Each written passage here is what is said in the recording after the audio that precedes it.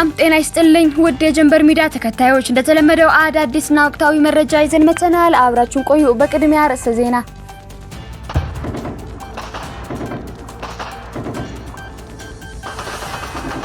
ህወሓት በአፋር ጥቃት ከፈተ። ህወሓት በትግራይ ከተሞች ወጣቶችን ማፈስ ጀመረ። የህወሓት ታጣቂዎች ከተቆጣጠራቸው ስፍራዎች ህዝቡ እየሸሸ ነው። ህወሓት በጸለም ጦርነት መክፈቱን ተከትሎ ህዝባዊ ተቃውሞ ተቀሰቀሰ። ህወሓት የፕሪቶሪያው ስምምነት በይፋ አፍርሷል ሲል ስምረት ፓርቲ ተናገረ። አርዕስተ ዜናን በማስቀደም ጀምረናል። አሁን ደግሞ ወደ ዝርዝሩ።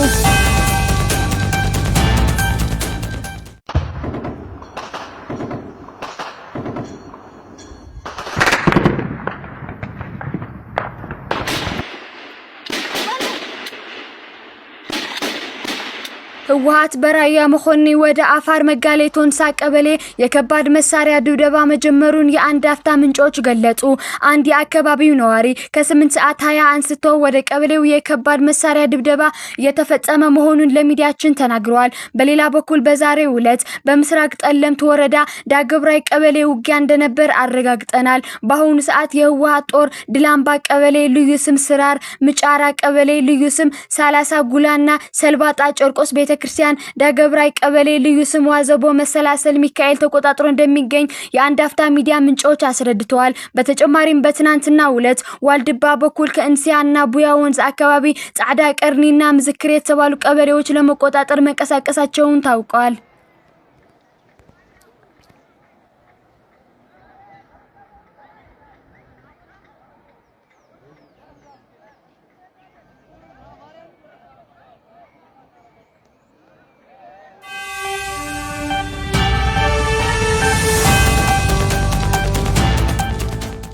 የህወሓት ታጣቂ ቡድን በትግራይ የተለያዩ ከተሞች የሚገኙ ወጣቶችን በኃይል ያፈሰ ወደ ግንባር እየወሰደ ነው።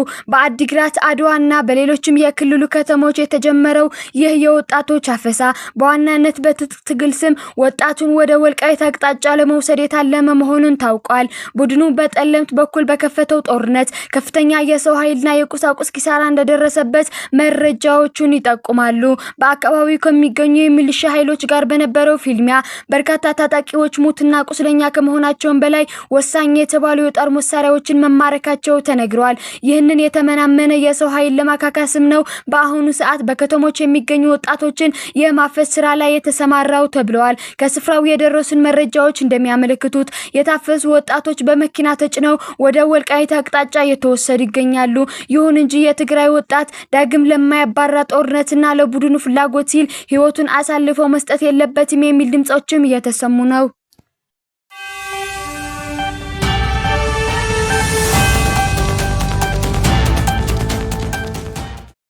የኢትዮጵያ መከላከያ ሰራዊትና የፌደራል ኃይሎች ከአላማጣና ኮረም ከተሞች መውጣታቸውን እየተዘገበ ባለበት ወቅት ነዋሪዎችም ለደህንነታቸው በመስጋት እየሸሹ መሆናቸው ለቢቢሲ ገለጹ።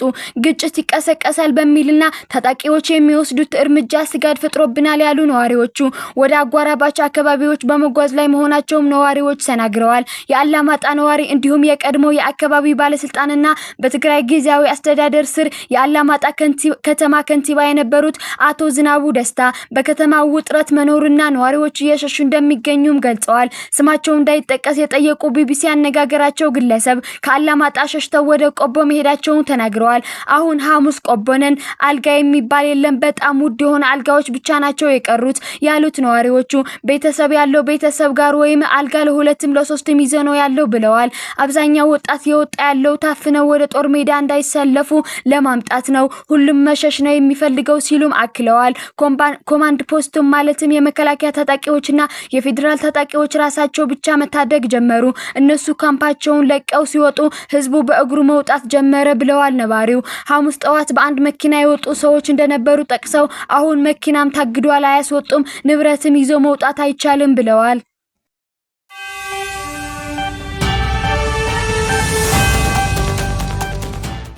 ህወሓት በጸለምት አካባቢ ጦርነት መክፈቱን በማውገዝ የማይጸብሪ ከተማ ነዋሪዎች ዛሬ ሰላማዊ ሰልፍ አደረጉ።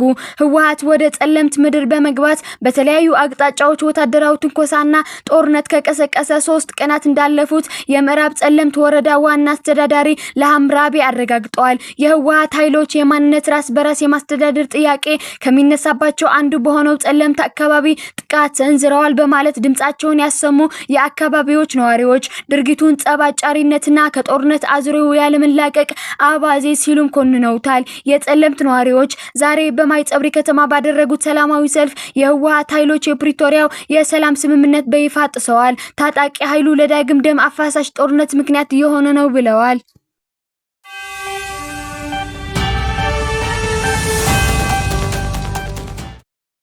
የስምረት ፓርቲ ባወጣው መግለጫ የህወሓት አመራር የፕሪቶሪያው የሰላም ስምምነት በይፋ መጣሱንና ወደ ግልጽ ጦርነት መሸጋገሩን አስታውቋል። ቡድኑ የትግራይ ህዝብ የፍትህና የመብት ጥያቄ ለጠበበ ፖለቲካው አጀንዳ መሸፈኛ ያደረገ ነው ሲል ፓርቲው ወንጅለዋል። ቡድኑ በዚህ ሳምንት በጸለምት አቅጣጫ የጦርነት ትንኮሳ መጀመሩና ይህም የደሃ ልጆችን ለጥይት እራት የሚዳርግ ታሪክ ይቅር የማይለው ስህተት መሆኑን ፓርቲው ገልጸዋል። ህወሓት ከተጠያቂነት ለማምለጥ ሲል ከሻዕቢያ ኤርትራ ጋር በሚስጥር በመላላክ በመተባበር የፕሪቶሪያ ውል አፍርሶ ቀጠናውን ወደ ሁከት የመራ መሆኑን በስምረት መግለጫ ተጠቁሟል። እስከ አማራና አፋር ክልሎችም የሚደርስ መጠነ ሰፊ ጥቃት ለመሰንዘር ዝግጅቱን ማጠናቀቁና ቀደም ብሎ ደብቋቸው የነበሩ ከባድ መሳሪያዎችን ያወጣ መሆኑን በመግለጫ ጠቅሷል። ለጦርነት ዝግጅት እንዲደረገው በማዕድንና በተፈጥሮ ሀብቶች ላይ ዝርፊያ የካሄደ መሆኑን አንዳንድ ባለሀብቶችም በዚህ ወንጀል የተሳተፉ መሆኑን ፓርቲው ገልጿል። ህወሓት በጉዳዩ ላይ እስካሁን ምንም ምላሽ አልሰጠም።